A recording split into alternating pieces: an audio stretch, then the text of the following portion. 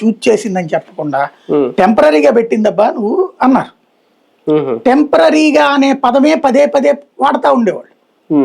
అధినాయకత్వం నుంచి చాలా క్లియర్ గా చెప్పేవాళ్ళు ఆయన టెంపరీ కాదు, పర్మనెంట్ సీఎంఏ.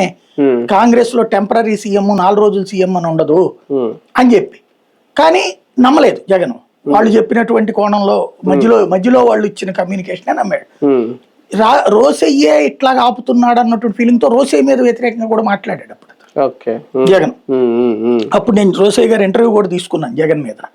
ఆయన అప్పుడు నా ఇంటర్వ్యూలోనే చెప్పారు ఆయన. నేనేమంటున్నాను, పార్టీ అధినాయకత్వం చెప్పింది ఆయన ఓదార్పు యాత్ర వద్దని.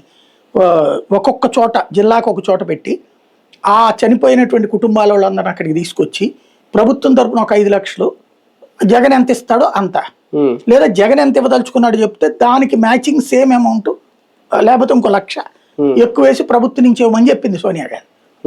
అది నేను ప్రిపేర్ అవుతుంటే ఇక్కడేమో ఇలా చేస్తే నేనేం చెయ్యాలి, అధినాయకత్వ ఆలోచన ఇందులో నాకేమి గొడవ ఉంటుందని నా ఇంటర్వ్యూలోనే మాట్లాడారు రోసయ్య. నేను హైదరాబాద్ ఛార్జ్ తీసుకోగానే ఫస్ట్ ఇంటర్వ్యూ అనమాట అది. అప్పటిదాకా 6 నెలలు అయింది రోసయ్య గారు సీఎం అయ్యి.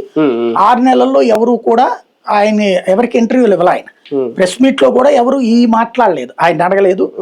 ఎవరు నోటికి వచ్చింది ఎవరి చేతికి వచ్చింది వాళ్ళు రాసుకొచ్చారు.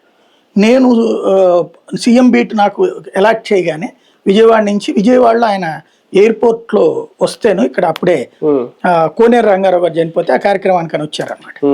అప్పుడు ఆయన ఇక్కడ కలిసి అనమాట. కలిసి ఎట్లా మరి నాకు బీట్ చేశారు అక్కడికి, నేను వద్దాం అనుకుంటున్నాను, నా ఫస్ట్ టైం